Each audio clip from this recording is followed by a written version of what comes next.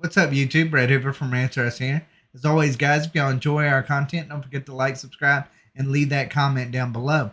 All right, so with Spider-Man No Way Home just exceeding expectations, 600 million worldwide, 260 million just domestic. Can we throw out this notion now that the reason why Black Widow, Shang-Chi, the Eternals did terrible at the box office was because people are afraid of going out there during a pandemic and going and seeing movies. I think that should just, I think that's a, I think it's completely and totally destroyed. That whole narrative is just wiped out simply because if fans really felt that way, then explain these numbers to me. Maybe the reason why people didn't show up to theaters was because they felt like they weren't being heard. That we didn't need a Shang-Chi movie. We didn't want an Eternals movie. Nobody was calling for either of those movies to be made. Yet that's what we got. And then of course, you can even add, the latest Wonder Woman film as well. It didn't do as well as what a lot of people had hoped for as too. So I mean, there was a lot of reasons why these films don't do good. A lot of it has to do with woke politics. A lot of it has to do with just stereotypes that really should be offensive, but yet Marvel keeps pushing things. They're like, hey, we're going to create our first Asian superhero. And guess what? We're going to make it all about Kung Fu. Are you kidding me? Like, listen to yourself when you're talking about diversity. And then what do you, the first thing they do is like, you know what? We're going to go put, Shang-Chi in a Kung Fu world. That just like blows my mind at how woke politics actually works. Because to me, that seems like that would be the offensive part of it. But I'm so glad that Spider-Man No Way Home actually has done so well at theaters. I think it deserves it. I think this is basically a love story to fans in a lot of ways.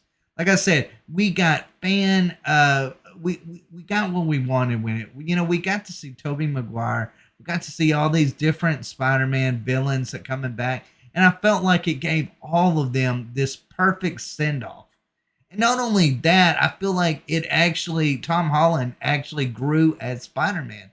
So it wasn't a disaster in any way for what you were going to see. If you didn't care about the fan service when it come to, the other Spider-Mans, the old Spider-Man villains, fine.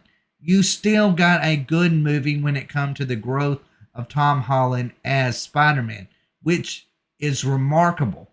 Like it's almost night and day from what it has been to what it was by the end of that film. I absolutely loved it. So I mean, there's really to me no way that you can say that this film is bad in any ways. You can nitpick it, sure. It's not perfect. You can nitpick it, but at the end of the day, you have to admit this movie was a love story to fans. It showed that, hey, you know what? When fans get what they want, they get excited to see it. They tell their friends to go see it. And then look what you get, $600 million worldwide.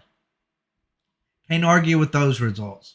So, media, throw away the whole narrative that the reason why these woke trash movies are failing is because people are afraid to go to theaters. It's not the case anymore. Never really was the case, to be honest. Never really was. That's a narrative that they tried to put out there. When, hey, I live here in Texas, and I get it. Texas has been open a lot more than, like, let's say New York. But at the end of the day, people are just going back and forth like nothing is going on. And then they're trying to say, no, it's because of lockdowns. It's the reason why these films weren't doing so good. And I'm like, really? Because it doesn't seem like it's stopping people from going anywhere else. People are going to concerts. They're going on trips. They're going, vacations, different things along those lines. They're going to the zoo. They're going to all these different other places. They're going to Walmart. Didn't stop them from that in large droves, but yet for some reason they're like, that's the reason why these sucky movies are not doing very well. Lame excuse from the very beginning. Glad it is finally getting seen for the lie that it actually is. So you know what? There's I loved Spider-Man No Way Home, but I think the best benefit of it is breaking the leftist narrative that these really woke movies would have done better if only for if only not for the pandemic. But anyways, guys, let me know what y'all think in the comments down below. Do you still buy into that narrative? I feel like it's just completely done away with at this point. I really do. I don't think that you can say that anymore after the success of Spider-Man No Way Home. Of course, you've got the new Matrix movie that's coming out, so we'll see how that actually does. But anyways, guys, let me know what y'all think in the comments down below. And as always, thanks for watching. Y'all take care.